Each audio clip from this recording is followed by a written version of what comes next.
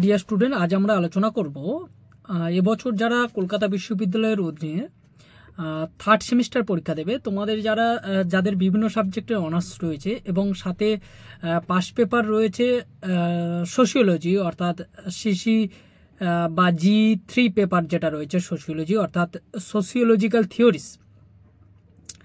এই পেপারটা যাদের রয়েছে, তোমাদের এই পেপারে যে 15 নম্বরের প্রশ্ন এবং 5 নম্বরের প্রশ্ন আসে, সেই 15 নম্বর প্রশ্ন এবং 5 নম্বরের প্রশ্নগুলো নিয়ে আলোচনা করব একটু।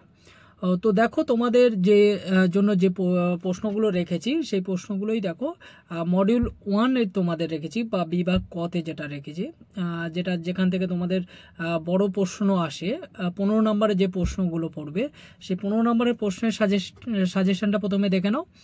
15 নম্বরের জন্য তোমাদের প্রথম প্রশ্ন আমি রেখেছি সমাজতত্ত্ব উদ্ভবের জন্য দায়ী উপাদানগুলি সম্বন্ধে আলোচনা করো। সমাজতত্ত্ব উদ্ভবের জন্য দায়ী উপাদানগুলি সম্বন্ধে বিশ্লেষণ করো বা আলোচনা করো। এই প্রশ্নটা তোমাদের 15 নম্বরে প্রশ্ন আসতে পারে, আবার 5 নম্বরেও দিতে পারে। সেকেন্ড যে প্রশ্নটা আমি তোমাদের রেখেছি, কার্ল মার্কস বর্ণিত ইতিহাসের বস্তুবাদী ধারণা সম্বন্ধে সংক্ষেপে আলোচনা করো। পরের প্রশ্ন, কার্ল মার্কসের দ্বন্দ্বমূলক বস্তুবাদের ধারণাটি ব্যাখ্যা করো। এই মার্কসের যে দুটো প্রশ্ন বলছি, কার্ল মার্কসের বস্তুবাদী ধারণা আর দ্বন্দ্বমূলক বস্তুবাদ, এই দুটোর মধ্যে কিন্তু একটা প্রশ্ন তোমাদের পড়বে। নেক্সট প্রশ্ন, ওয়েবার অনুসরণে সামাজিক ক্রিয়ার গুরুত্বপূর্ণ ধারণাগুলি কি কি বা গুরুত্বপূর্ণ ধরনগুলি কি কি, ব্যাখ্যা করো। এই প্রশ্নটাও কিন্তু তোমাদের 5 নম্বর কিংবা 15 নম্বর দুভাবে দিতে পারে, ঠিক আছে। আরেকটা প্রশ্ন ওয়েবার থেকে তোমাদের রেখেছি, সেটা হচ্ছে ম্যাক্স ওয়েবার বর্ণিত কর্তৃত্বের বিভিন্ন প্রকারগুলি সংক্ষেপে আলোচনা করো। তাহলে ম্যাক্স ওয়েবার থেকে দুখানা প্রশ্ন রেখেছি, একটা ম্যাক্স ওয়েবারের সামাজিক ক্রিয়ার ধারণা সম্পর্কে রেখেছি, আর একটা হচ্ছে ম্যাক্স ওয়েবার বর্ণিত কর্তৃত্বের বিভিন্ন প্রকারগুলি। এই দুটো প্রশ্ন থেকে কিন্তু হচ্ছে একটা পড়বে ম্যাক্স ওয়েবার তোমাদের জন্য এবছর খুব ইম্পর্টেন্ট। এই ম্যাক্স ওয়েবার থেকে তোমাদের একটা প্রশ্ন আসবে, সেই জন্য এখানে ভালো করে পড়ে রাখো। তবে এই জায়গাটা একটা বিষয় বলে রাখি, তোমাদের ম্যাক্স ওয়েবার থেকে প্রশ্ন যদি মানে যে প্রশ্নটা তোমাদের 15তে পড়বে তার অল্টারনেটিভ হিসাবে যেগুলো থাকছে সেখান থেকে কিন্তু হচ্ছে তোমাদের 5 নম্বরে দেওয়ার সম্ভাবনা রয়েছে। 5 কিংবা 15 যে কোনো জায়গা থেকে এখান থেকে এবছর তোমাদের প্রশ্ন শিওর আসবে। পরের প্রশ্ন দেখো, সামাজিক সংহতি সম্বন্ধে ডুরখেইম কি বলতে চেয়েছেন? সামাজিক সংহতি সম্বন্ধে ডুরখেইম কি বলতে চেয়েছেন? সাথে রেখেছি যান্ত্রিক সংহতি ও জৈবিক সংহতির মধ্যে পার্থক্য নির্ণয় করো। যান্ত্রিক সংহতি ও জৈবিক সংহতির মধ্যে পার্থক্য নির্ণয় করো। এই প্রশ্নটাও কিন্তু তোমাদের জন্য গুরুত্বপূর্ণ।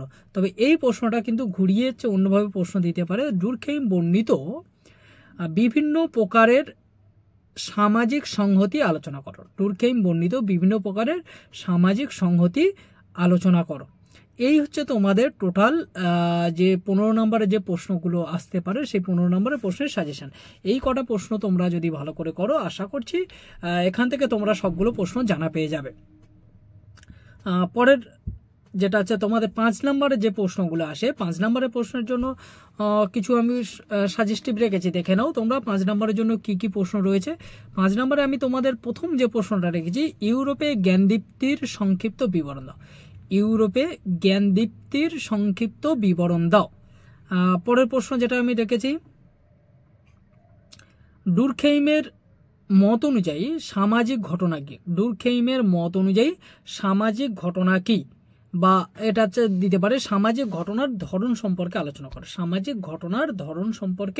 আলোচনা করো। নেক্সট প্রশ্ন, যৌথ চেতনা বা যৌথ বিবেক বলতে ডুরখেইম কি বুঝিয়েছেন?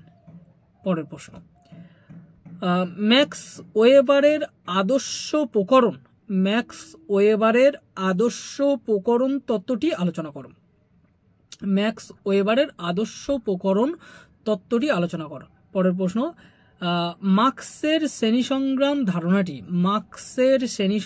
ধারণাটি সংক্ষেপে আলোচনা করো। মার্ক্সের শ্রেণীসংগ্রাম ধারণাটি সংক্ষেপে আলোচনা করো। বা এই প্রশ্নটা তোমাদের ঘুরিয়ে দিতে পারে যে মার্ক্সের সামাজিক শ্রেণীর তত্ত্বটি আলোচনা করো। মার্ক্সের সামাজিক শ্রেণীর তত্ত্বটি আলোচনা করো। পরের প্রশ্ন, শ্রম বিভাজন ও সামাজিক ঐক্যের সম্পর্ক নিরূপণ করো। শ্রম বিভাজন ও সামাজিক ঐক্যের সম্পর্ক নিরূপণ করো। পরের প্রশ্ন, ম্যাক্স ওয়েবারের ভেরস্তেহেন ধারণাটি সংক্ষেপে আলোচনা করো। ম্যাক্স ওয়েবারের ভেরস্তেহেন ধারণাটি সংক্ষেপে আলোচনা করো। আর লাস্ট যেটা প্রশ্ন রেখেছি তোমাদের জন্য, ফরাসি বিপ্লব এবং সমাজতত্ত্বের উদ্ভবের মধ্যে সম্পর্ক আলোচনা করো। ফরাসি বিপ্লব এবং সমাজতত্ত্বের উদ্ভবের মধ্যে সম্পর্ক আলোচনা করো। এই হচ্ছে তোমাদের সোশিওলজির পেপারের যে 15 নম্বর এবং 5 নম্বরের টোটাল সাজেশান। আশা করছি এখান থেকে তোমরা সবগুলো প্রশ্ন পেয়ে যাবে। তোমাদের চিন্তার কিছু নেই, এই প্রশ্নগুলো ভালো করে পড়ে রাখো। আর সেই সঙ্গে বলে রাখি, যারা হচ্ছে রাষ্ট্রবিজ্ঞান অনার্স রয়েছে বা রাষ্ট্রবিজ্ঞান পাস যাদের রয়েছে তাদেরও সাজেশন আমি দিয়ে দেব, বা অনার্সে দেওয়া হচ্ছে, সেগুলো আমার চ্যানেলতে পেয়ে যাবে। তার জন্য চ্যানেলটাকে তোমরা সাবস্ক্রাইব করে রাখো বা ফলো করে রাখো। আজকের এই পর্যন্ত, পরে আবার দেখা হচ্ছে অন্য কোনো ভিডিওতে।